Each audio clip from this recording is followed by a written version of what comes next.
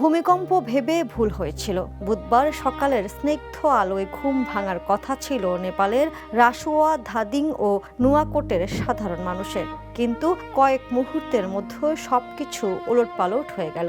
চীন সীমান্তবর্তী তিব্বত সংলগ্ন ৫,২০০ মিটার উচ্চতার এক খাড়া পাহাড় থেকে হঠাৎ প্রলয়ঙ্কারী শব্দে ভেঙে পড়ল বিশাল এক বরফ ও পাথরের হিমবাহ।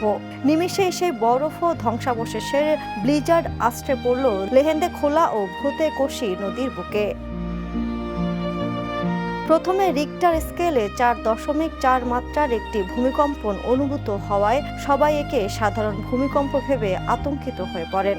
পরবর্তীতে যুক্তরাষ্ট্রের ভূতাত্ত্বিক জরিপ সংস্থা এবং স্যাটেলাইট চিত্র বিশ্লেষণে নিশ্চিত করা হয় সেখানে কোনো ভূমিকম্পই হয়নি, বরং বিশাল ওই হিমবাহ ধসের ফলে সৃষ্ট ৫.২ মাত্রার তীব্র কম্পন সিসমিক স্টেশনে ধরা পড়েছিল।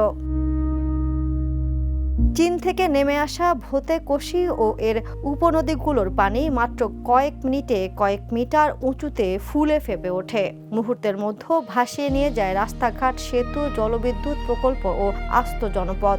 ক্ষয়ক্ষতির ভয়াবহ চিত্র প্রকৃতির এই নির্মম তাণ্ডবে মুহূর্তেই ভেসে গেছে বহু ঘরবাড়ি। ড্রোন ও স্যাটেলাইট চিত্রে এখন কেবলই কাদা, পাথর আর ধ্বংসস্তূপের চিহ্ন দৃশ্যমান।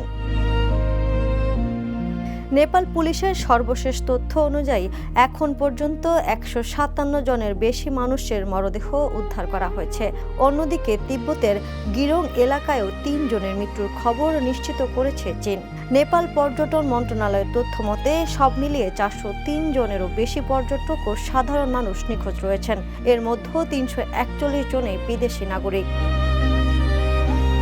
নিখোঁজ বিদেশিদের তালিকায় বড় একটি অংশ জুড়ে রয়েছে ভারতীয় তীর্থযাত্রী ও পর্যটকরা।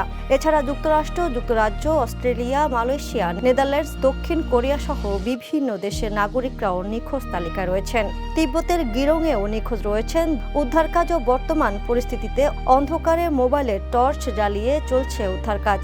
যোগাযোগ ব্যবস্থা বিচ্ছিন্ন থাকায় এবং বিদ্যুৎ সংযোগ পুরোপুরি ভেঙে পড়ায় দুর্গত এলাকায় উদ্ধারকর্মীরা পৌঁছতে মারাত্মক হিমশিম খাচ্ছেন।